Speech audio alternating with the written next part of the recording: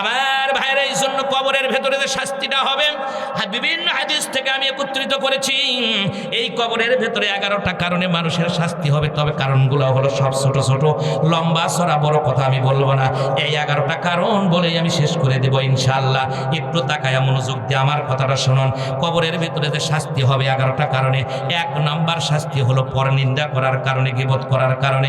এখন বলেন তো, গীবত পৃথিবীর ভেতরে গীবতের লোকজন আছে না নাই? আছে না নাই? গীবত দিয়া ভরে গেছে, চতুর্দিকে শুধু গীবত আর গীবত চলতেছে। হুজুরের গীবত করে বেশি। এখন বাংলাদেশ তো আছে, সংসদ ভবন তো আছে ঢাকা, আর আমাদের প্রত্যেকটা গ্রামে বাজারে বাজারে মিনি সংসদ আছে। বোঝেন আপনারা মিনি সংসদ? বোঝেন? সেটা হলো চা স্টল। এটাকে বলা হয় মিনি সংসদ ভবন। এই মিনি সংসদ ভবনের 5 টাকার চা খাইয়া যত কিছু আছে খালি হুজুরকেরই সমালোচনা হয়। কথা বলেন ঠিক না ঠিক বলতেছি আমি? সমালোচনা হয়, সব সময় আলোচনা সমালোচনা চলতেই আছে। এই হলো পরিস্থিতি আমাদের দেশে। প্রিয় ভাইয়ের আমার, এই জন্য পরনিন্দাকে ডাইরেক্ট বলতে পারেন না যে তোমার ওই ভুল আছে ওই ভুল আছে। একজন মানুষকে ডাকাই দিয়া এটা তো বলাই যায়। তা না করে আমরা অনর্গল মানুষের গীবত করতেছি, পরনিন্দা করতেছি। এরপরে ভাইয়ের আমার 2 নাম্বার আযাব যেটা হবে সেটা হলো পেশাব থেকে পবিত্র না হওয়া। পেশাব থেকে যদি পবিত্র না হয় তাহলে কি হবে? একটা হাদিস আপনাদের শুনিয়ে দেই। পয়গম্বর যাচ্ছিলেন সাহাবায়ে কিরামদের নিয়ে, কিছু দূর অগ্রসর হওয়ার পরে পয়গম্বর দেখতে পারলেন আল্লাহর রাসূল কিছু দূর যাওয়ার পরে থেমে গেলেন। থেমে যাওয়ার পর সাহাবীরা তাকায় আছে, কি ব্যাপার পয়গম্বর এখানে থামলো কেন? দেখে বলে, পয়গম্বর আপনি এখানে থামলেন তার কারণ কি? আল্লাহর রাসূলের চেহারা ছিল সুন্দর, পূর্ণিমার চাঁদ কেউ হার মানায়। ওই পয়গম্বরের চেহারার দিকে তাকায়া দেখে না পয়গম্বরের চেহারার ভেতরে যে অবস্থা দেখতেছে চেহারা অন্যরকম হয়ে গেছে। মনে হয় ভয়ে পয়গম্বর পর্যন্ত তার জুব্বা পর্যন্ত দেখে কাঁপতেছে। এই অবস্থায় দেখার পর সাহাবীরা জিজ্ঞাসা করলো, ইয়া রাসূলুল্লাহ, ইয়া হাবিবাল্লাহ, আজকে এই জায়গার ভেতরে দাঁড়ালেন তার কারণটা কি? ডাক দেয়া বলে, অন্য কোনো কারণে দাঁড়াই নাই। এই জায়গার ভেতরে যা আছে আমি যা দেখি তোমরা তা দেখো না। এখানে 2টা কবর আছে, কবরের ভেতরে আযাব হচ্ছে। সাহাবীরা ডাক দেয়া বলে, ইয়া রাসূলুল্লাহ, ইয়া হাবিবাল্লাহ, কি কারণে আযাব হয়? বলে, এটা সামান্য কারণে, খুব বড় কিছু কারণে আযাব হচ্ছে না, তার ভেতরে একজনের কবরে আযাব হচ্ছে। সাহাবীরা তোমরা শোনো, এই বেচারা পেশাব পায়খানা করে সে পবিত্রতা অর্জন করতো না। পবিত্রতা অর্জন না করার কারণে এই কবরের ভেতরে আযাব হচ্ছে না। কবরের ভেতরে আযাব হবে না? এটা হবে না আমাদের। আজকে যে অবস্থায় মানে যুবকেরা যে কাপড় চুপড় পরে রাস্তাঘাটে চলাফেরা করে, ওটা বসার কোনো কায়দা নেই। চেন কোনা টান দিয়ে দেওয়ালের সামনে কিংবা জমির ভেতরে একবারে রাস্তার ধারে দাঁড়িয়ে একবারে যন্ত্র বাইর করে কাম সারে। লোকজন দেখে মনে করে ঠিক ইরির বৃহৎ ওষুধ দিচ্ছে। এরকম যুবক আছে না নাই? এটাও নাকি শিক্ষিত সমাজ, এটাও নাকি শিক্ষিত। আরে তোমার চাইতে তো কুত্তা ভালো আছে। কুকুর যখন পেশাব করে করার সময় পা একটা আসমানের দিকে তুলে পেশাব করে। কুকুরও চায় না যে তার পেশাবটা তার শরীরের দিকে পড়ুক, যার কারণে কুকুর পেশাব করার সময় পা একটা ওপরের দিকে তোলে। কথা কয় কি ভাই? দেখেন নাই? কুকুরের এটা হলো বৈশিষ্ট্য। এটা দেখবেন যখন পেশাব করবে তখন সে পা আলাপ করে পেশাব করবে। আর আমার দেশের যুবকেরা বসতেও চায় না। এখন তো বিজ্ঞানীরাও এটা প্রমাণ করে দেখেছে, ডাক্তাররাও প্রমাণ করে দেখেছে যে না, এটা পেশাব করা সুন্দর, এটা বসে পেশাব করা লাগবে, এটা নবীর সুন্নত। কারণটা হলো খালি সুন্নতি নয়, যারা দাঁড়িয়ে পেশাব করবে তাদের পেশাবের ইনফেকশন হবে, এরপরে কিডনির সমস্যা হবে, শেষ পর্যন্ত কিডনিটা ড্যামেজ হয়ে যাওয়ার সম্ভাবনা থাকে। এই জন্য সমস্ত পয়গম্বররা বসে বসে পেশাব করেছে, আর আমরা দাঁড়িয়ে পেশাব করি। আমাকে লজ্জাও নেই, শরম নেই। কথা কোন ঠিক কিনা? এই হলো পরিস্থিতি। এই পেশাবের কারণে, সামান্য একটু পেশাবের কারণে এই কবরের ভেতরে আযাব হচ্ছে। সাহাবীরা ডাক দিয়ে বলে, ইয়া রাসূলুল্লাহ, ইয়া হাবিবাল্লাহ, 2য় নম্বরে কবরের কি খবর? ডাক দেয়া বলে সাহাবীরা বললেন, নবীজি ডাক দেয়া বলে, সাহাবীরা তোমরা শোনো, 2 নম্বর কারণ এটা অন্য কোনো কারণে হচ্ছে না। আল্লাহ পাক এই লোকটারে মুখ দিয়েছিল, কিন্তু মুখ দিয়ে জীবনে ভালো কথা বলে নাই। সব সময় মানুষকে অশ্লীল কথাবার্তা বলতো, সব সময় অশ্লীল ভাবে মানুষদেরকে গালিগালাজ করছে। এরকম মানুষ আছে না সমাজের ভেতরে? গালি দেয় তাদের অভ্যাস। মুখ ভালো কথা একটাও বলে না। স্ত্রীর কাছে গেলেও ভালো বলে না, বন্ধু বান্ধবের কাছে বলে না, বাপ মার কাছে বলে না, শিক্ষকের কাছে বলে না, নেতার কাছে বলে না, ইমামের কাছে তো আরো বলে না।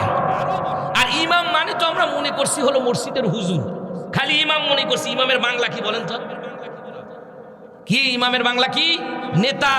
নেতাকে আমরা নির্বাচন করার সময় একেবারে সব পরিবেশ দেখি, যে দেখি হুজুরের যদি নেতা নির্বাচন যখন হয় এই মানে মসজিদের ইমাম যখন নিয়োগ করা হয় তখন ইমামের সব কিছু দেখে, ওয়াল সাইড দেখি ইমামের দাড়ি আছে কিনা, ইমামের এই পোশাক কি রকম, জুব্বা আছে কিনা, মাথায় টুপি আছে কিনা, দাড়ি আছে কিনা, দেখতে দেখতে দেখতে দেখতে একবার বউ পর্যন্ত দেখে, যে দেখি হুজুরের বউ পর্দা করে কিনা। আচ্ছা, ইমামকে দেখার জন্য 500 জায়গার নেতা বানানোর জন্য যখন এত কিছু দেখি, যারা ইউনিয়নের নেতা হয় তাদের খবর কি? এই তো হুজুর, এটাই তো ভালো না, নাকি কন এই তো হুজুর রাজনীতি বলতেছে না, ওটা তো একটা ট্রেনিং সেন্টারের মতো, ওখান থেকে পয়গাম্বাররা বিচার করেছে। এখনো মদিনাতে যান, তাইফের ময়দানে একটা রাস্তা পার হওয়ার পরে একটা মসজিদ আছে, সেই মসজিদের নাম হলো মসজিদে আলী। ওই মসজিদে আলীর ভিতরে আমি 2 রাকাত নামাজও পড়েছি, আর আমি ওখানে দেখেছি দোতলার উপরে পর্যন্ত আমি উঠেছি, ছাদের উপরে পর্যন্ত উঠেছি। ওঠার পর যেটা আমি দেখলাম যে ওই মসজিদের ভেতর থেকে আলী রাদিয়াল্লাহু তাআলা আনহু তিনি বিচার কার্য পরিচালনা করতেন। সুবহানাল্লাহ বলবেন না?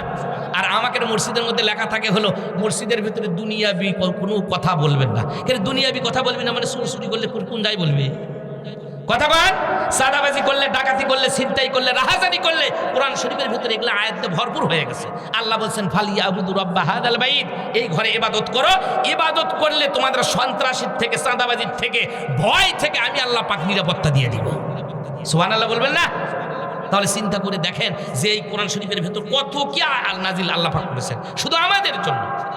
আমার ভাইয়েরা, এরপরে পয়গম্বর ডেকে বললেন, সাহাবীরা 2টা খেজুরের ডাল নিয়ে আসো তোমরা। আজকে এই জায়গার ভিতরে সাহাবায়ে কেরামরাম 2টা যখন ডাল নিয়ে আসলেন, ডাল নিয়ে আসার পরে তারা 2টা ডালটা আল্লাহর পয়গম্বর একটা কবরের ভিতরে রাখলেন, আর একটা অন্য কবরের ভিতরে পুঁতে দিলেন। দেওয়ার পর ডাক দিয়ে বললেন, সাহাবীরা এই জায়গার ভিতরে আমি এটা পুঁতে দিলাম, দেখো। সাহাবীরা বলে, ইয়া রাসূলুল্লাহ, ইয়া হাবিবাল্লাহ, কেন পুঁতে দিলেন, এর ফজিলত কি? ডাক দেয়া বলে, সাহাবীরা তোমরা শোনো, এই গাছটা, এই খেজুরের ডালটা যতদিন পর্যন্ত কাঁচা থাকবে আর এটা আল্লাহ পাকের জিকির করবে, এই জিকির করার কারণে এই 2 কবরের ভেতরে আযাবটা আল্লাহ পাক লাঘব করে দিবে। আহারে, গাছ পর্যন্ত আল্লাহ পাকের জিকির করে। এই জন্য পয়গম্বর বলেছেন, বিনে কারণে টান দিয়ে একটা গাছের পাতাও ছিল না, কারণ আমার গাছ পর্যন্ত আল্লাহ পাকের, আমি আল্লাহর জিকির করে।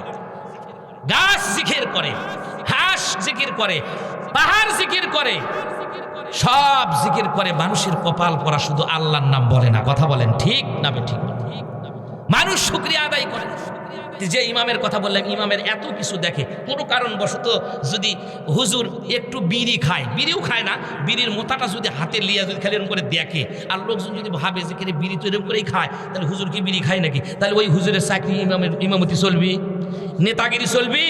আচ্ছা, বিড়ি খাওয়ার কারণে যদি ইমামের মসজিদের হুজুরের যদি চাকরি যায়, তাহলে ইউনিয়ন থেকে শুরু করে সংসদ ভবন পর্যন্ত যারা সিগারেট খায়, মদ খায়, গাঁজা খায়, এলকা খায়, ভেলকা খায়, ডাল খায়, বাবা খায়, তাদের অবস্থাটা কি? কথা কন ঠিক কিনা?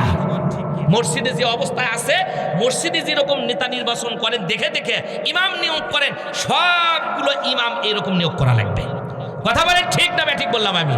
যদি না বলেন কি হবে? আমি কোরআন থেকে বলতেছি, হুজুর আছে। কিয়ামতের ময়দানে আল্লাহ পাক বলবেন, কুল্লু উনাসিন বিইমামিহিম, আজকে তোমাদের নেতা কই? তোমরা তোমাদের নেতার পিছনে আজকে দাঁড়িয়ে যাও। আমরা বাংলাদেশের মানুষ, আমাদের নেতা তো পুরুষ মানুষ নাই। কিয়ামতের দিন দেখা যাবে খালি মুয়ান্নাস আর মুয়ান্নাস। আমাদের স্বাধীনের পর থেকে 54 বছরে 2 জন নারী ছিল, মুয়ান্নাস মানে হলো মহিলা, স্ত্রীলিঙ্গ। এই 2 জন মানুষ ছিল হলো, এই 2 জন হলো আমাদের নেতা। কথা কন ঠিক কিনা? খালি খালেদা আর হাসিনা। কি ভাই বুঝতেছেন না আমার কথা? আল্লাহ বলবে, কুল্লু উনাসিন বিইমামিহিম, আজকে ইমামের পেছনে দাঁড়াও। 1.5 ঘন্টার ইমাম বানাইছেন, 5 ওয়াক্ত নামাজ পড়তে বেশিরভাগ 5 মিনিটকে ধরলে 25 মিনিট হুজুর নামাজ পড়ায় না, 1 ঘন্টায় পড়ায়।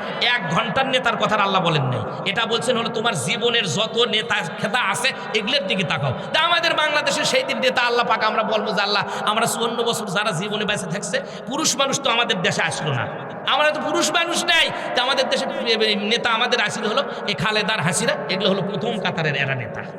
কথা কন ঠিক বললাম না ভুল বললাম? বাসার কোনো কায়দা থাকবে সেই দিন, কুল্লু উনাসিন বিইমামিহিম, আল্লাহ পাক এই নেতাদের পিছনে সেই দিন দাঁড় করিয়ে দিবে। সেই নেতাগুলো হয়ে সামনে, আর এই নেতারা যদি জান্নাতে যায় তাহলে তো কপাল ভালো, তবে সেটা খুব কঠিন। পুরুষ মানুষ নেতা হবে আর মহিলারা সহযোগী করবে, সহযোগিতার কাজ করবে। যাই হোক, অনেক কথা আমি বলতেছিলাম। এই ইমাম দেখতে যায় যদি এত কিছু হয়, কঠিন কিয়ামতের দিনকে আমরা ভয় করি যে নেতাটা যেন পুরুষ মানুষ হয়। সামনে যে নির্বাচনটা আসতেছে, পুরুষ মানুষ যারা, সেই পুরুষ মানুষকে আমরা নেতা হিসেবে দেখতে চাই। কথা বলেন কি রে ভাই? ঘুম পাড়তেছেন, এত সকালে ঘুম ধরলো নাকি? আচ্ছা, জোরে একটা তাকবীর দেন তো। লিল্লাহে তাকবীর, লিল্লাহে তাকবীর, আলহামদুলিল্লাহ। এই যে দেখেন না, আমাদের কি চোখের ভেতরে কি ছানি পড়ছে না কি পড়ছে আল্লাহ ভালো জানে। সামান্য ঢাকা বিশ্ববিদ্যালয় এক সাদিক কায়েম যা দেখালো, চমক দেখালো, স্বাধীনের পর থেকে 54 বছরে কেউ এটা করতে পেরেছে? কেউ পারছে? কেউ পারে নাই। সুতরাং একটা বার 5 বছরের জন্য বাংলাদেশটা হুজুরদের হাতে ছেড়ে দেন, আলেমদের হাতে ছেড়ে দেন, শিক্ষিত মানুষের হাতে ছেড়ে দেন। এই 55 বছরে যা না করেছে 5 বছরে তার সাথে ডবল করবে ইনশাআল্লাহ। কথা কোন ঠিক কিনা? আল্লাহ পাক যেন কবুল করে নেয়, আমরা বলি আল্লাহুম্মা আমিন। প্রিয় ভাইরা আমার, সেই জন্য নেতা তো সেই হবে। নেতা কেমন হবে? যে ইউনিয়নের নেতা হবে তাকে ইউনিয়ন বোর্ডের ইমামতি করতে হবে। যে ইউনিয়ন বোর্ডের যারা নেতা হয় তারা জীবনে পশ্চিম মুখে উল্টেই পড়ে না। কথা কন, হয়তো আপনাকে ভালো আছে, এই যোগ্যতা থাকা লাগবে, তার খুতবা দেওয়া লাগবে ইউনিয়ন বোর্ডের মসজিদের ভেতরে। উপজেলার যিনি হবেন তিনি উপজেলার মসজিদের ভেতরে খুতবা দিতে হবে। সংসদ ভবনে যারা যাবে, ওই এলাকার 2 থানার 3 থানার যারা এমপি মন্ত্রী হবে, সেই থানার বড় মসজিদ থাকবে, শাহী মসজিদ থেকে তারা খুতবা দেওয়া লাগবে। কথা কোন ঠিক কিনা? এই নেতাগুলাই রাষ্ট্র পরিচালনা করবে। আলহামদুলিল্লাহ, আল্লাহ কবুল করে নিক, আমরা বলি আমিন। প্রিয় ভাইয়ের আমার, আমার কথায় কেউ রাজনীতির গন্ধ নেবেন না। আমি কোরআন হাদিস থেকে সবগুলো কথা আপনাদের বলতেছি। নেতা কিভাবে নির্বাচন করা হয় এটা আমি আজকে বলবো না। আমি বলতেছিলাম হলো কবরের আযাব হচ্ছে 11টা কারণে, তার ভিতরে 2 নম্বর চলতেছে। কি মনে আছে আপনাদের? মনে আছে নাকি ছেড়ে দেব? কি ভাই, ছেড়ে দেব না চলবে? 11টা কারণ একটু শোনেন না আমার ভাইয়েরা। 3 নম্বর কারণ হলো অন্যের দোষ খোঁজা। এই কাজে আমরা পটু, নিজের ভেতরে হাজারো ভুল থাকলে এটা ধরার চেষ্টা করি না রে ভাইরা আমার, কিন্তু অন্যের দোষটা খোঁজা মানে ভুল ধরাটা আমরা বেশি পছন্দ করি। না না, নিজের দলের দিকে একটু তাকান তো, আবার আমার নিজের দিকে তাকাই তো, তাহলে তো সব কিছু এলোমেলো হয়ে যাবে। নিজের বিবেককে একটু জিজ্ঞাসা করুন, দেখুন তো কতগুলা দল আছে, তার ভেতরে কোন লোকগুলা সাদাবাজি করে না, কোন লোকগুলা ছিনতাই করে না, কোন লোকগুলা ধর্ষণ করে না। আর এই মানুষগুলা যদি অল্প একটু জায়গার কারণে ঢাকা বিশ্ববিদ্যালয়ের পরিবেশটা যদি সুন্দর হয়ে যায়, 300 আসন আছে বাংলাদেশের ভেতরে, এই 300 আসনটা যদি একবার 300 এমপি আলেমগুলো হয়, আল্লাহওয়ালা লোকগুলো হয়, তাকওয়াবান নেতা যদি হয়, তারা যদি সংসদ ভবনের ভেতরে বসার কারণেই গোটা বাংলাদেশের ভেতরে জান্নাতের বাতাস আল্লাহ পাক প্রবাহিত করে দিবে। সেখানে থাকবে না কোনো চুরির ভয়, থাকবে না ছিনতাইকারীর ভয়, থাকবে না কোনো ধর্ষণের ভয়, থাকবে না কোনো সাদাবাজির ভয়। কথা বলেন ঠিক কিনা? এই জন্য ভাইয়ের আমার, অন্যর দোষ খোঁজার আগে নিজের দিকে তাকায়াম, নিজের দিকে তাকায়া নিজের দোষগুলো ধরার চেষ্টা করি রে ভাইয়ের আমার। 4 নম্বর হলো অন্যের সম্পদ হরণ করা। এটা তো মনেই করতেছি না কে কত বড় সম্পদশালী হই না কেন, বেশি বেশি করে টাকা মেরে খাওয়ার জন্য চিন্তা ভাবনা করি যে ও বালাখানা করেছে, বিল্ডিং করেছে 2 তলা, আমি করবো 5 তলা, ও করেছেন আর ওর ব্যবসা বাণিজ্য আছে, আমিও ব্যবসা বাণিজ্য করে বড় হব। তা এরকম মন মানসিকতা নাই। মানসিকতা হলো কে কত মেরে ধরে খেতে পারে। বন্ধুরে, আমি আপনাদেরকে একটা সুন্দর করে একটা ঘটনা এখানে উপহার দেই। এই ঘটনাটা ঘটেছে হলো ইস্পাহানি জঙ্গলের ঘটনা। আমরা সবাই জানি ইস্পাহানি চা বাংলাদেশে আছে, কিন্তু ইস্পাহানির জঙ্গলের খবর কোনো মানুষও বলতে পারে না। এরকম আছে না নাই? ইস্পাহানির চার কথা আমরা জানি, যে স্টলে বসে বসে চা খাই, ইস্পাহানির কথা। এই ইস্পাহানি জঙ্গলের ভেতরে একবার এক বাদশাহ লোকজনগুলো নিয়ে তার সঙ্গী সাথীদেরকে নিয়ে হরিণ শিকারের জন্য তারা বের হয়ে গেছে। হরিণ শিকারে করার জন্য যখন বের হয়ে গেছে, যাওয়ার পর জঙ্গলের ভেতরে দেখতে পারলো না না, খুঁজে খুঁজে কোথাও হরিণটা পাওয়া যায় না। বাদশাহ সহ তার লোকজন সং একেবারে কাতর হয়ে গেছেন, নড়তে পারে না, সরতেও পারে না। কি আর খাবে? তারা চিন্তা করলো খাবার কোথায় পাওয়া যায়। কিছু দূর পর জঙ্গল থেকে বের হওয়ার পর দেখতে পারলো তারা একটা গাভী বাঁধা আছে। এই গরুটাকে, এই গাভীটাকে তারা জবাই করে ফেলে দিল। কার না কারো হবে, ওই দিকে কোনো তাদের কোনো চিন্তা নাই। জোর যার মূল্যক তার, পালকি যার বউ তার, আছে না নাই? যার কারণে এটা ধরে তারা জবাই করে দিল। জবাই করার পর তারা ভাইয়ের আমার গোস্তটা ভুনা করে সব খেয়ে ফেলে দিল। ওদের বাদশা ছিল মুসলমান বাদশা, লোকজনগুলাও ছিল সব ধার্মিকই ছিল, পরেশগারী ছিল, কিন্তু খাবার যখন পায় নাই, না পাওয়ার কারণে গরুটা জব করে ফেলে দিয়েছে। এবার বাদশা ডাক দেয়া বলে, এত সুন্দর খাবারের ব্যবস্থা কোত্থেকে করলা? এই মাংসগুলা গোশগুলা তোমরা কোথায় পালা? ডাক দেয়া বলে, বাদশা নামদার, জঙ্গল থেকে বের হওয়ার পর দেখতে পারলাম গাভী, তাই তো আমরা কাতর হয়ে গেছি ক্ষুধার কারণে। এটাকে ক্ষুধা নিবারণ করার জন্য আমরাও খেলাম, আপনারেও খাওয়ালাম। বলে ডাক দেয়া বলে, এটা কার না কার হবে? এই কাজটা তোমরা কেন করালা? ডাক দেয়া বলে, হুজুর চিন্তা করবেন না, এই জঙ্গলের ভেতরে মনে হয় কোনো লোকজন থাকবে না, এটা কারো হোক আর না হোক, যদি দেখা যায় পরে সেটা হয়ে যাবে। আবার বন্ধু, কিন্তু এই গাভীটা ছিল ভাইয়ের আমার একজন বুড়ি মহিলার, তার বাছুরটা তিনি বাসার ভেতরে রেখেছেন। বাসার ভেতরে তার কোনো লোকজন ছিল না, তার দুটো মেয়ে ছিল, আর এই গাভীটাই ছিল তার হলো সম্বল। কিন্তু দেশটা ছিল হলো ইসলামের, বাদশা আসছে অন্য দেশ থেকে, আসার পরেও তিনি তার লোকজনগুলা ধরছেন। এরপরে বুড়িমা মহিলা ডাক দেয়া বলে, কি ব্যাপার, এই জায়গার ভেতরে আমার গাভীটা কোথায় গেল? কোনো লোক নাই, জন নাই, কেউ বলতে পারে না। এরপরে তিনি তার প্রতিবেশীকে জানালেন। প্রতিবেশীরা ডাক দেয়া বলে, অমুক দেশের বাদশা এখানে আসছিলাম, আসার পর তোমার গাভীটাকে তারা জবাই করে খেয়ে ফেলেছে। বলে তাই নাকি? বলে হ্যাঁ। বলে তাই যদি হয়, বাদশা কখন বের হবে বলে আমরা জানি না। দেশের ভিতরে একটা সেতু ছিল, সেতুর উপর দিয়ে পার হয়ে যাওয়া লাগবে। মহিলা ডাক দেয়া বলে, যখন বাদশা সেতুর কাছে চলে আসবে আমাকে একটাবার সংবাদ দিবে, কথাও যা কাজও তাই। কিছু সময় পরে দেখা গেল বাদশা তার লোকজনকে সাথে নিয়ে সেতুর উপর দিয়ে তিনি আসতেছিলেন। বুড়ি মহিলা তখন ডাক দেয়া বললেন, এই সেতুর উপরে বাদশা দেখতে পারলেন। বাদশার কাছে যে ডাক দেয়া বলে, বাদশা আপনি একটু নামেন, ঘোড়ার পেস্টের থেকে আপনি নামেন।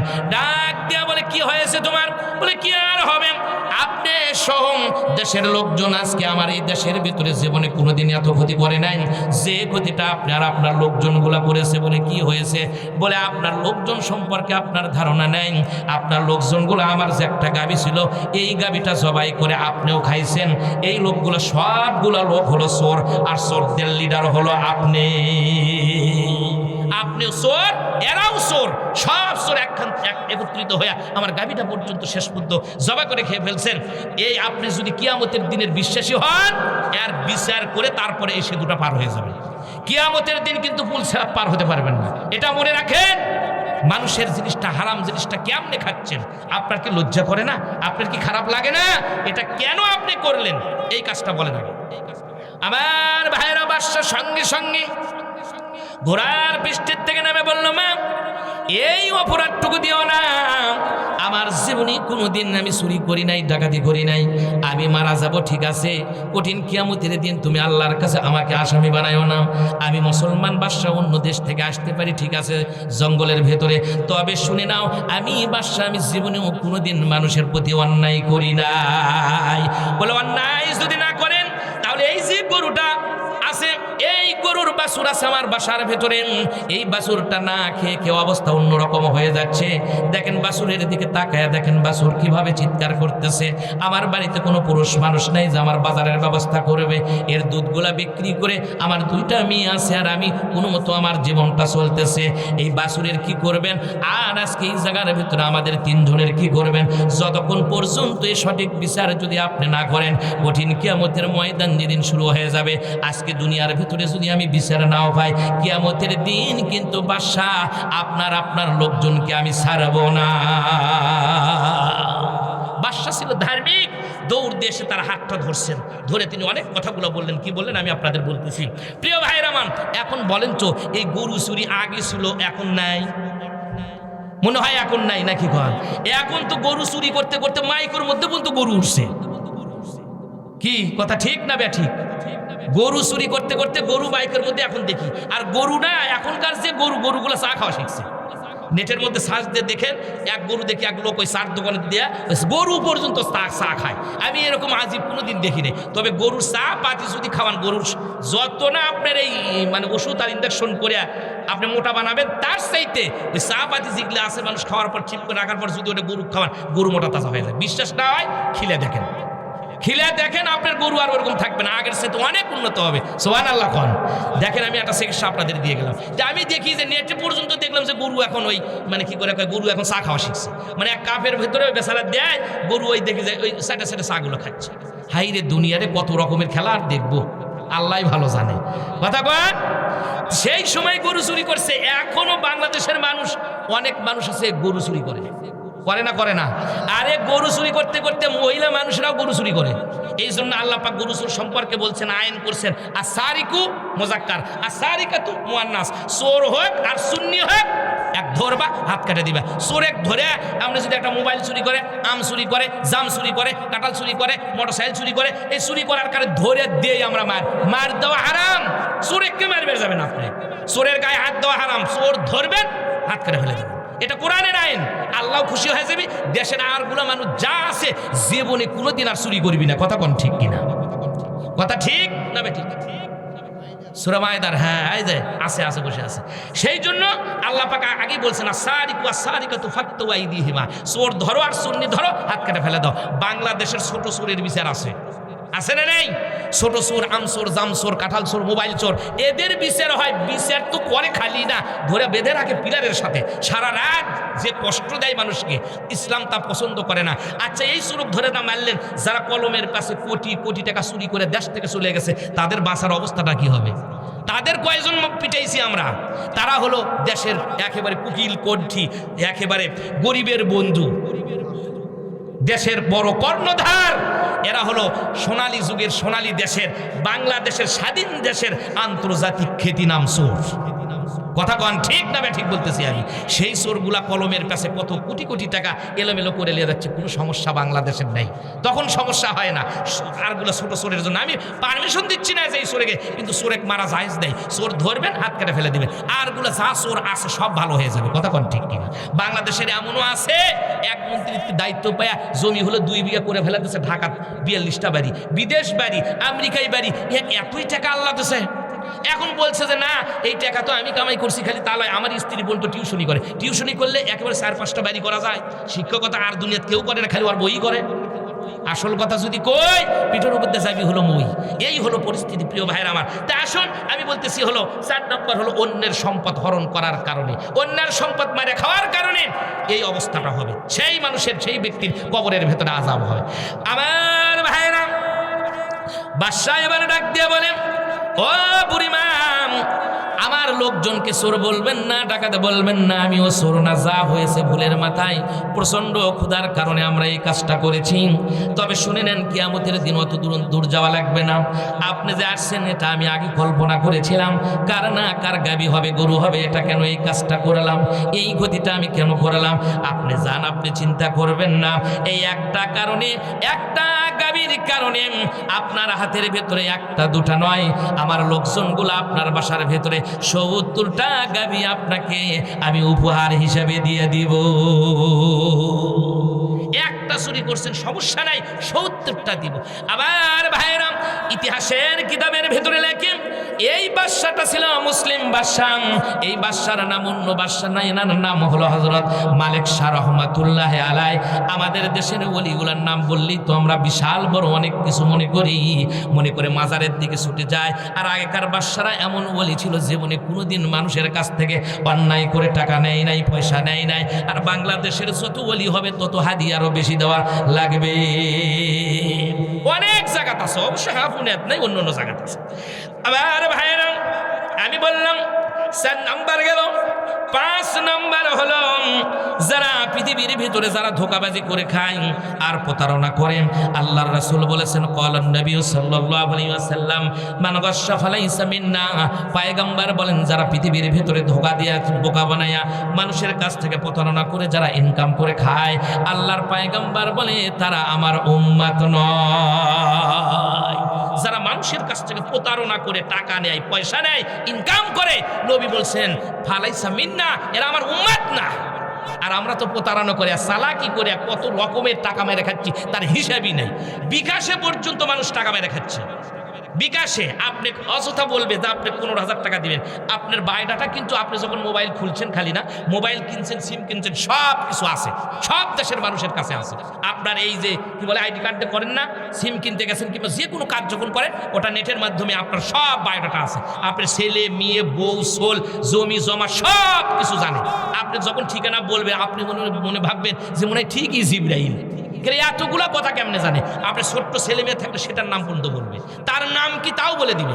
দেওয়ার পর বলবে যে আপনি তো কপাল ভালো, আপনি না টাকা পাচ্ছেন 70,000, এই টাকাটা লেননি কে? আপনি তো খুশিতে বাগবা। কেউ বলবে 5 লাখ টাকা আপনি পাবেন, আপনি লেননি কে? আপনি তো মনে চিন্তা করছেন যাক ভাই এবার যদি 5 লাখ পাই একবারে বড় লোক হয়ে যাবো। এরকম আছে না মনের দিক দিয়ে মানুষ? এ ভুল করে বলে তাহলে কি করা লাগবে? বলে কে এটা অফিস যোগাযোগ করে নাই, আপনাকে বলতেছি আপনারা জাননি কেন, আপনি মেসেজ পান নাই, আবল তাবল কয়ে আপনার ব্রেনটা ওয়াশ করে ফেলে দিবে। দেওয়ার পর বলবে আপনি তাড়াতাড়ি তাহলে এখানে 15,000 টাকা পাঠান। আপনি 15,000 টাকা পাঠানোর জন্য পাগল পারা হয়ে যাবেন, আপনার ফোনও কাটবে না, ওই ফোন নেই দৌড়ে লিখবে।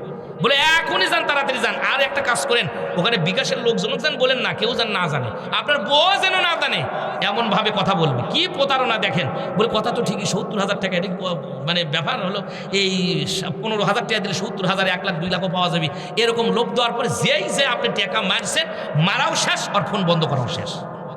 এখন ওটি কান্নাকাটি শুরু করে দিলেন। এরকম হাজারো হাজার হয়েছে, ওটা বুঝানোর কোনো ক্ষমতা নেই। আপনি যতই ওদের বুঝাবেন যাবেন, খালি বলবেন যদি লোভ দেখায় উল্টাপাল্টা করে কথা জিজ্ঞাসা করবেন, আর বলবেন যে ভাই ঠিক আছে টাকা দিচ্ছি। আপনি একটা কাজ করেন তো 100টা টাকা না আমার মোবাইলে দেন, দেখেন আর ফোন করবে না, আর ধরবে না, 100 টাকা চালিয়ে দিবে না, আর ওই আপনাকে 70,000, 50,000, 1 লাখ 2 লাখ টাকা দিবে।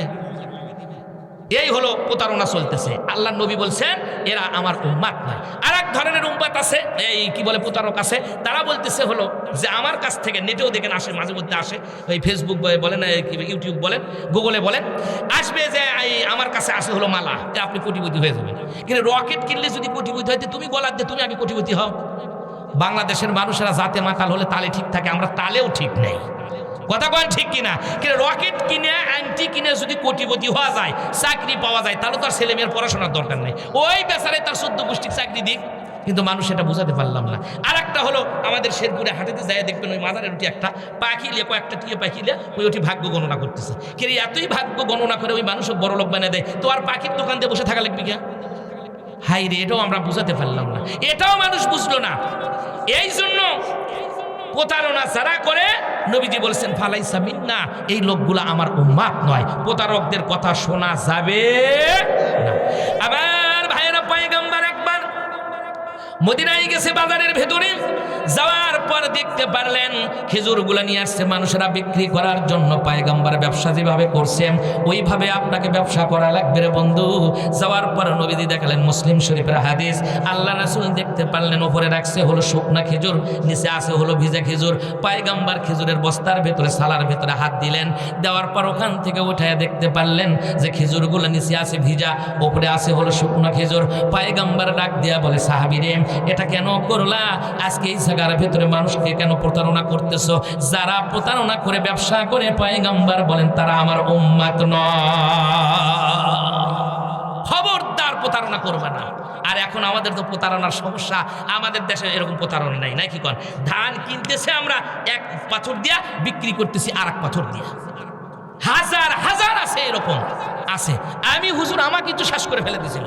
আমি ধান নিয়েছি এখানে নিয়ে যাওয়ার পরে আমি হুজুর মানুষ, আমি যেভাবে মাপে নিয়েছি আমার একটা বুঝ আছে না, কলিজার তো ভয় আছে আমার, যে এই ওজনে কম দেবো, তার জন্য সূরা মুতাফফিফিন নাজিল হয়েছে কোরআন শরীফের ভেতরে। আল্লাহ রাসূল মক্কা থেকে মদিনায় হিজরত করলেন, যখন দেখলেন মানুষটা কেনার সময় এক পাথর দিয়ে নেয়, বিক্রি করার সময় আর এক পাথর দিয়ে বিক্রি করে। নবী বলেন সর্বনাশে এই কাজ করতেছো মানে? তখন কোরআন শরীফের সূরা মুতাফফিফিন নাজিল হয়েছে যে না, ওজনে কম দেওয়া যাবে না, নেওয়ার সময় বেশি নেবা, দেওয়ার সময় কম দিবা, তা চলবে না। আল্লাহু আকবার বলেন। আমি গেছি ওখানে নিয়ে ধান নিয়ে যাওয়ার পরে এই বস্তায় আমার গ্রামের এক ছেলে নিয়ে গেছে, তিনি নিয়ে যাওয়ার পরে ওর দেখি যেভাবে দাঁড়িয়ে মাপতেছে বুঝছেন, পিছনের দিকে আছে। তাই আমি বলছি এইভাবে মাপে নিচ্ছেন কেন? ভালো করে মাপে নেন, কোনো সমস্যা নেই, আমরা এমনি বুঝবো। তাই আমি দেখি পিছনের দিকে আছে, তখন ওই স্কেল টেস্কেল না, তো ওই দাঁড়িয়ে দিয়ে নিচ্ছে। নেওয়ার পরে আমি বলছি আমার যদি এরকম করলেন তো আমার এই কমসে কম এই 1.5 কেজি করে বেশি হবে। তারপরে আমি করছি যে আচ্ছা মাপো, মাপার পরে দেখি ওই বেচারেরই ধান কম হলো। তাই কে রে তুমি কি মাপে নিয়ে এসছো, কম হলো? কি করছে না ভাই কম তো হওয়ার কথা ভাই, আর হলো দেখে এই 2.5 কেজি কমাবি। তাই মনে হয় থামেন, আমার ধান ঢালেন না, আগে ঢালেন না। আপনি এটা কতটি করছেন? আর 1.5 কেজি করে কমাইছে না, আপনি 1.5 কেজি না, আপনি আমার একটা দেন তো টেনশনে। ওই যে ওখানে আমি ওদের আগে কিন্তু ইয়ার টাঙ্গানে ছিল, কি বলে ওটা, বড় কাটা। তো এই কাটার কাছে আমি যখন নিয়ে চলে গেছি, ওই যে হানিফের একটা মোবাইল টোবাইল এখন তো কাপড়ের দোকান দিয়েছে, ওখানে ছিল। তো আমি যখন ওখানে নিয়ে যাওয়ার পরে উনি 1 বস্তা তোলেন, আমেরিকার লোকও চলেন। যাওয়ার পরে ওখানে আমার একটা আইডিয়া আছে স্যার, তাই হয়ে গেছে প্রতি বস্তাকে হচ্ছে হলো 1.5 কেজি করে বেশি। তাই আমি কোনো আপনি ওখানে ওই বেচারারও কমাচ্ছেন আমার গ্রামের লোক, আর আমারও তো কমাতেন, তাহলে আপনি কমাচ্ছেন আর হলো 1 কেজি, আমারও কমাতেন, তাহলে আমার হচ্ছে বস্তাকে 1.5 কেজি, 1.5 কেজি আর 1 কেজি 2.5 কেজি করে বেশি দেওয়া লাগবে। কেন আপনি কমালেন? এখন এই লোকজনগুলো এখন সব জমে গেছে, যার ফলে এই হুজুরের এই অবস্থা কেন? আমি কোনো ভাই এই অবস্থা ধান এই যে আমি নিয়ে আসছি এরকম করে বেচারা নিচ্ছি। তো এবার জিজ্ঞেস করলাম যে আপনার বাসা কোথায়? ওই বাসা এখানে। এমন না, বাসা দেখে আপনার তো ভদ্র ভদ্র মনে হয়, আপনি কি করেন আসলে? বলছে হুজুর আমি বিদেশ ছিলাম। কোথায়? ওই মালয়েশিয়া। মানে মালয়েশিয়া থেকে কি এই টেকনিক শিখে যাচ্ছেন আপনি? মানুষ কত খারাপ বুঝছেন, চিন্তাই করতে পারবেন না। এই হলো পরিস্থিতিতে সেই সময়ও ছিল। তো নবীজি যা বললেন যে সাহাবী খবরদার এই কাজ করো না, খেজুর উপরে দিয়েছ শুকনো, নিচে দিয়েছ ভিজা খেজুর। আমি নবী বলতেছি ফালাইসা মিন্না, তোমরা আমার উম্মাত নয়।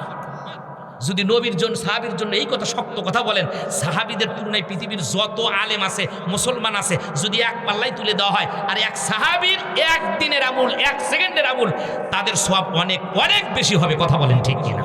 সেই সাহাবিক যদি নবী এই কথা বলে, তাহলে আমাদের অবস্থাটা কি হবে?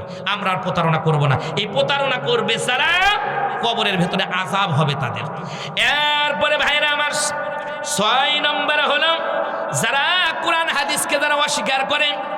আজকে হাজার হাজার মানুষগুলা কোরআন হাদিস অস্বীকার করতেছি। আমরা পৃথিবীর ভেতরে কিছু মানতেছি, শুধু কোরআনের কিছু আইন মানি আমরা, আল্লাহর হুকুম নামাজ পড়া নামাজ পড়ি। এই কথা কয়টা কথাগুলো আমরা মানি, ফাসাল্লি রব্বিকা ওয়ানহার, নামাজ পড়ো আর কুরবানি করো, তাই আমরা এই কথাগুলো মানি। আর অসংখ্য জায়গার ভেতরে আছে ওয়াদা যদি করো ওয়াদা ঠিক মতো করবা, ওয়াদাটা ভঙ্গ করবা না। আবার ক্ষমতায় যখন তোমরা চলে যাবা, আল্লাযিনা ইম্মাক্কান্নাহুম ফিল আরদ আকামাস সালাত, যখন তোমরা ক্ষমতায় যাবা, যাওয়ার পর প্রথম কাজটাই করবা নামাজের বিল পাস করবা। আবার ভাইরা এই জন্য কোরআনকে আমরা মানতেছি না। কোরআন না মানার কারণে, হাদিসকে অস্বীকার করার কারণে মানুষগুলা তারা জাহান্নামের ভেতরে চলে যাবে, কবরের ভেতরেও তাদের আযাব হবে। এরপরে 7 নম্বর হলো কোরআন তেলাওয়াত না করা। কোরআন তেলাওয়াত আমরা করতে চাই না। আগে ছোটবেলা দেখেছি, আগে এত কারেন্ট ছিল না, বিদ্যুৎ ছিল না, জানলার কাছে কাছে বসে বসে মহিলারা কোরআন তেলাওয়াত করতো, পুরুষ মানুষেরা কোরআন তেলাওয়াত করতো, ছেলে করতো, ছোট বাচ্চারা পর্যন্ত আমপারা নিয়ে সিবারা নিয়ে কায়দা বইটা নিয়ে তারা সঙ্গে সঙ্গে মসজিদের দিকে চলে যেত, আর তখন কোরআনের আওয়াজ ভেসে আসতো। আর এখন তাকায়া দেখেন, আর কোরআন তেলাওয়াত আর বাড়ি বাড়ির থেকে পাওয়া যায় না। কোরআন যখন আমরা ছেড়ে দিয়েছি রে ভাইরা আমার, আজকের থেকে গান থেকে শিক্ষা নেন। প্রত্যেকটা পরিবার থেকে যদি সকালবেলা কোরআন শরীফ পড়া হয়, বেটার বউ যদি কোরআন শরীফ পড়ে, ছেলে যদি কোরআন শরীফ পড়ে, স্ত্রী যদি কোরআন শরীফ পড়ে, বাসার ভেতরে যারা আছে তারা কোরআন শরীফ যদি পড়েন, ওই সংসারের ভেতরে জীবনেও কোনোদিন কলহ হবে না, কখনোই বাসার ভেতরে মারামারি হবে না, ঝগড়া হবে না। কারণ আপনি প্রথম সকাল থেকে শুরু করলেন তো কোরআন তেলাওয়াত দিয়ে, যার কারণে কোরআন তেলাওয়াত যে বাসার ভেতরে হবে, আল্লাহ পাক ওই বাসার ভেতরে, ওই রুমের ভেতরে আল্লাহ পাক রহমত বর্ষণ করে দিতেই থাকবে। এই জন্য আমরা কোরআন তেলাওয়াতটা সবগুলোকে, ছেলে মেয়ে স্ত্রী পুত্র যা আছে সবাইকে বলবো, সকালবেলা হয়েছে ফজরের নামাজ পড়ার পরে 3 আয়াত হলেও কোরআন শরীফটা অর্থ সহ তোমরা পড়ো, 2টা হাদিস হলেও তোমরা অর্থ সহ পড়ো। ছেলেকে বলবেন, মেয়েকে বলবেন, বউকে বলবেন, যা আছে সবাই পড়বেন, কপাল খুলে যাবে। বিশ্বাস করুন রে ভাইরা আমার, কিয়ামতের দিন কোনো মুলবিক আপনি খুঁজে পাবেন না, কোনো বক্তাকে আপনি পাবেন না, কবরের ভেতরেও আপনার কেউ সাথী হবে না। মুনকির নকির যখন কোরআন শরীফটা যখন আমরা পড়ব, মুনকির নকির আসার কারণে কোরআন শরীফের ভেতরে যেটা আমাকে প্রথম সহযোগিতা করবে সেটা হলো কোরআনুল কারীম। এই জন্য পয়গম্বর বলেন, কিয়ামতের ময়দান যেদিন শুরু হবে সেই দিন কোরআন শরীফ আর হলো রোজা, এই 2টা জিনিস মানুষকে সাফায়াতের জন্য কথাবার্তা বলবে। তাছাড়া পৃথিবীর কোনো মানুষ সেই দিন কেউ কথা বলতে পারবে না। বুখারীতে একটা লম্বা হাদিস আছে রে ভাইরা আমার, কঠিন কিয়ামতের ময়দান যেদিন শুরু হয়ে যাবে সেই দিন মানুষগুলা পাগল পারা হয়ে হাসরের ময়দানে ঘুরতে ঘুরতে তারা আবুল বাশার আদম আলাইহিস সালামের সাথে সাক্ষাৎ হবে। আদম আলাইহিস সালামকে সবাই আমরা ডেকে বলবো, আপনি তো আমাদের আদি পিতা, আমাদের আদি আব্বা, আপনি একটু আল্লাহর কাছে চলেন না, আমাদের জন্য একটু সুপারিশের কথা বলুন। বলার সঙ্গে সঙ্গে আদম আলাইহিস সালাম বলবে, না না, আমার দ্বারা সম্ভব নয়, আমি আজকে পারবো না, তোমরা চলে যাও দ্বিতীয় আদমের কাছে, নূহ পয়গম্বরের কাছে। নূহ আলাইহিস সালামের কাছে যাওয়ার সঙ্গে সঙ্গে নূহ পয়গম্বর বলবে, না না, আমিও সুপারিশের কথা আল্লাহর কাছে বলতে পারবো না, তোমরা চলে যাও। আজকে এই জায়গার ভেতরে জাতির পিতা আছে ইব্রাহিম, মিল্লাতা আবিকুম ইব্রাহিম, তিনি হলো জাতির পিতা, জাতির পিতার কাছে তোমরা চলে যাও। সব মানুষগুলো হাসরের ময়দানে পাগল পারা হয়ে জাতির পিতা ইব্রাহিম আলাইহিস সালামের কাছে চলে যাব। ইব্রাহিম আলাইহিস সালাম তখন ডাক দেয়া বলবে, না না, আমার দ্বারাও সম্ভব না, আমি বলতে পারবো না আজকে আল্লাহর কাছে, কারণ আমার জীবনে আমিও মিথ্যা কথা একদিন বলেছিলাম, না জানি আজকে এই জায়গার ভেতরে আমার সাথে আল্লাহ পাক কি ব্যবহার করে। এরপরে ভাইরা আমার ইব্রাহিম পয়গম্বর ডাক দেয়া বলবে, আজকে আমার মন বলছে একজন মানুষ আল্লাহর সাথে কথা বলবে, সেটা হলো সব সময় দিনে দুনিয়ার ভেতরেও তিনি কথা বলেছে, ওনার নাম হলো মুসা কালিমুল্লাহ। ওই যে দেখো, তাকায়া দেখো হাসরের ময়দানে মাথার ভেতরে চুলগুলা দেখলো, কোকড়া কোকড়া চুলগুলা, দাড়িগুলা সুন্দর বলিষ্ঠ কণ্ঠস্বর, ওই মুসা পয়গম্বরের কাছে তোমরা সবাই চলে যাও। আমার মন বলতেছে মুসা পয়গম্বর তোমাদের জন্য কিছু ব্যবস্থা করবে। হাসরের ময়দানে সবাই ভাইয়েরা আমার মুসা কালিমুল্লাহর কাছে আমরা চলে যাব। মুসা পয়গম্বর ডাক দেয়া বলবে, আমিও পারবো না, তার কারণ হলো আমি একজন কিপ্তিকে ঘুষি মেরেছিলাম, আমি জানতাম না তিনি মারা যাবে, শুধু মারাই যায় নাই, তার শরীরটা 16টা টুকরা হয়ে গেছে। বুখারীতে আসছে মুসা পয়গম্বর বলবে, না না, আমার দ্বারা সম্ভব নয়, তবে আমার মন বলছে আজকে একজন মানুষ কথা বলবে, তিনি অল্প বয়স্কের পয়গম্বর, মাত্র 45 বছর বয়স তার, তিনি হলো ঈসা রুহুল্লাহ। এই ঈসা পয়গম্বরের কাছে চলে যাও, ঈসা পয়গম্বর মনে হয় তোমাদের জন্য কিছু ব্যবস্থা করবেন। সব মানুষগুলো ঈসা রুহুল্লাহর কাছে চলে যাবে। ঈসা পয়গম্বর ডাক দেয়া বলবে, না না, আজকে হাসরের ময়দানে আমি কথা বলতে পারবো না, তবে তোমাদের কাছে একটা কথা বলি, আজকে যিনি আল্লাহর সাথে কথা বলতে পারবেন তিনি অন্য কোনো পয়গম্বর নয়, উনি হলেন আখিরি জামানার পয়গম্বর জনাবে মুহাম্মাদুর রাসূলুল্লাহ। সবাই পড়েন সাল্লাল্লাহু আলাইহি ওয়াসাল্লাম। আমরা সবাই পাগল পারা হয়ে নবীর কাছে চলে যাব। নবী বলবে, না না, আমিও কথা বলতে পারবো না আল্লাহর কাছে, না জানি আজকে কোন অবস্থাটা হবে হাসরের ময়দানে, যেদিন ছেলে তার মেয়েকে চিনবে না, মেয়ে তার ছেলেকে চিনবে না, বাবা তার সন্তানকে চিনবে না, সন্তান তার বাবাকে চিনবে না, মাকে চিনবে না, সেই কঠিন কিয়ামতের দিন আল্লাহর পয়গম্বর ভাইরা আমার বলবে, আমি চিনব না। আল্লাহ পাক তখন ডাক দিয়া বলবে, ও মুহাম্মদ, ও আমার হাবিব, ও আমার বন্ধু, আমি দুনিয়াতে তোমাকে বহু কাঁদাইছি, আজকে আমি কাঁদাবো না, আজকে তোমার উম্মতদের ভিতর থেকে যাকে খুশি তুমি তাদের ডান হাত কারা ধরো, ফাসফালি মানুষে তা যাকে খুশি ধরে ধরে তুমি জান্নাতুল ফেরদাউসের মেহমান বানায়া দাও। সেই হাসরের ময়দানে শুধু নবী কথা বলবেন ভাইয়ের আমার, এছাড়া কেউ কথা বলবে না। এই জন্য কোরআনটা সাথী হবে, এই জন্য কোরআনকে ভুলে যায় না, কোরআন ভোলা যাবে না, তার কারণ শুধু পড়লেই হবে না, কোরআনকে একেবারে রাষ্ট্র ক্ষমতা পর্যন্ত নিয়ে যাওয়া লাগবে, তাহলে বোঝা যাবে আপনি কোরআনকে সব জায়গার ভেতরে আপনি ভালোবাসেন। বন্ধুরে, এরপরে আসুন 8 নম্বর হলো যারা ফরজ নামাজগুলো যারা পড়ে না, ফরজ নামাজ বাদ দিয়ে যারা ঘুমাইয়া পড়ে, খবরদার এই কাজ করবেন না, যেখানে যে অবস্থায় থাকেন না কেন ফরজ নামাজগুলো পড়বেন। এটা গেল 8 নম্বর। 9 নম্বর হলো যারা মিথ্যা কথা বলে, এই মিথ্যা কথা বলার কারণে কবরের ভেতরে আযাব হবে। এরপরে ভাইয়েরা আমার 10 নম্বর হলো আকরুর রিবা, যারা দুনিয়ার ভেতরে শতকরা 10 টাকা খায়, এই যারা সুদ খায়, এই সুদখোরের আযাবগুলো কবরের ভেতরে হবে। এরপরে ভাইয়েরা আমার 11 নম্বর হলো যারা জেনা ব্যভিচার করে দুনিয়ার ভেতরে, এই জেনা ব্যভিচার যারা করে তাদের কবরের ভেতরে শাস্তি হবে। এই কিতাবের নাম হলো ডক্টর আব্দুল্লাহ ইবনে হাবিব আল-হারি মিন আসাবিল আযাবিল কবরি মাআদ্দিল দলিল। এই কিতাবের ভেতরে 11টার কথা বলেছে, বাড়তি কোনো কথা আপনাদেরকে আমি শোনালাম না। ও বন্ধু, খেয়াল করে শুনুন, এর ভিতরে আরো আলোচনা আছে, যদি একটু মনোযোগ দেন, কথাগুলো শুনতে চান তাহলে আরো বলবো, একটু কয়েকবার জিকির করেন তো লা ইলাহা ইল্লাল্লাহ।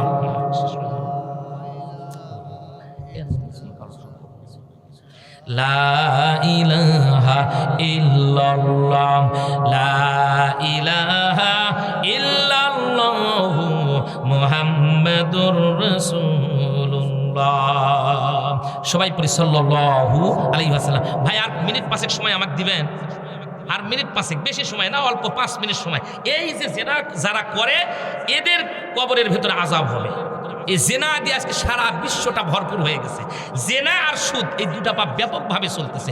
এই চলার কারণে আমাদের আসমান থেকে আল্লাহ পাক আযাব আর গজবের দরজাগুলো খুলে দিবে, যেরকম ভূমিকম্পের মতো আযাব।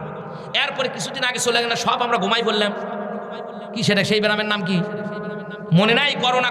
গরু বাছুরকে আমরা ঘুমাই দিই কি কারণে? যে পরের ক্ষেত খাবে, ধান খাবে, গম খাবে, মানুষের বিছন নষ্ট করবে, এই জন্য তো কি দিছিলাম গরুর মতো একদিনে ঘুমাই দিই না।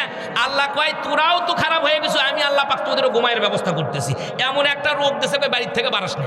স্বামী স্ত্রীও যদি তাই কয় 3 ফুট দূর থাক, নামাজ পর্যন্ত পড়া লাগছে 3 ফুট দূরে কথা কয়। আল্লাহ কয় গরুক যদি তোরা পড়াবার পারিস, আমি আল্লাহ তোদের পরে ছাড়বো। সেটা কিন্তু আল্লাহ পারছে, ফাআলুল লিমা ইউরিদ, আল্লাহ যা খুশি তাই করে। সেই জন্য জেনা ব্যভিচার করা যাবে না। এখন তো আর জেনা নাই, জেনার আপ টু ডেট নাম হয়ে গেছে হলো প্রেম।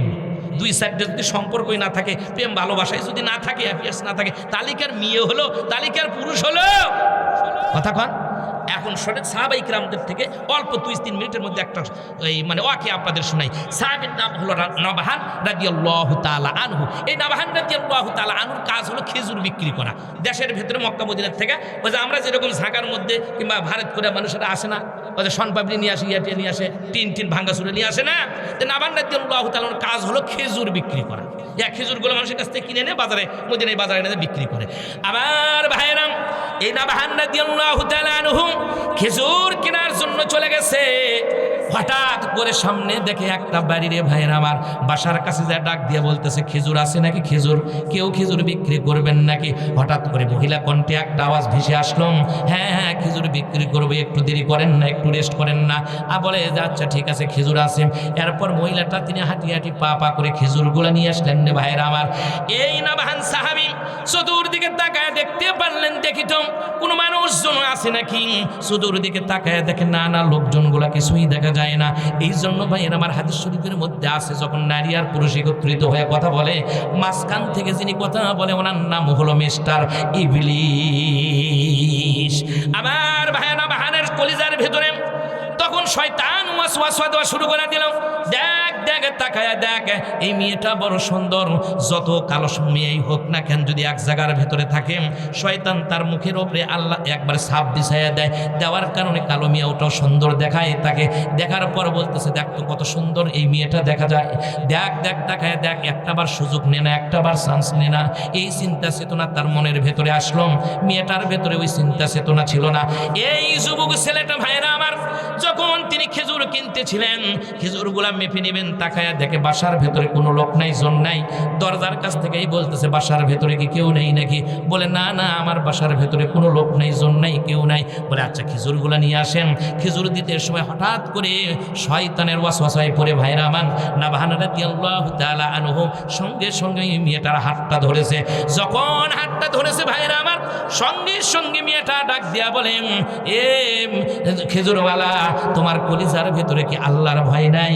এই জায়গার ভেতরে আল্লাহ পাক তোমাকে আমাকে সব জায়গার ভেতর থেকে পৃথিবীর সব মানুষকে দেখতেছে, তোমার কলিজার ভেতরে কি আল্লাহর ভয় নাই?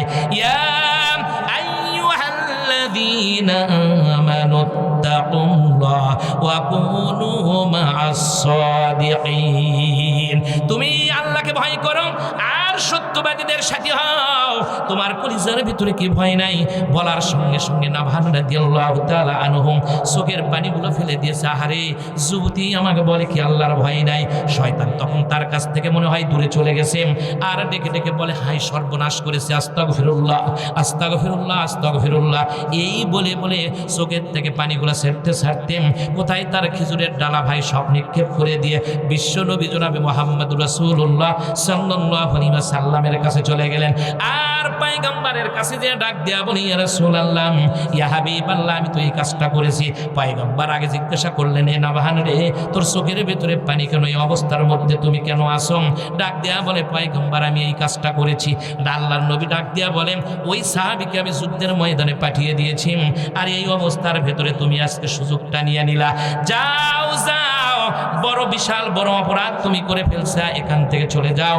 নবাহান রাদিয়াল্লাহু তাআলা যখন নবী বলছেন এখান থেকে চলে যাও, সঙ্গে ওখান থেকে তিনি বের হয়ে চলে গেলেন কাঁদতে। পাহাড়ের ওপরে কাঁদে রে ভাইরা আমার, 1 দিন নয়, 2 দিন নয়, 3 দিন নয়, 40 দিন পর্যন্ত পার হয়ে চলে গেছে।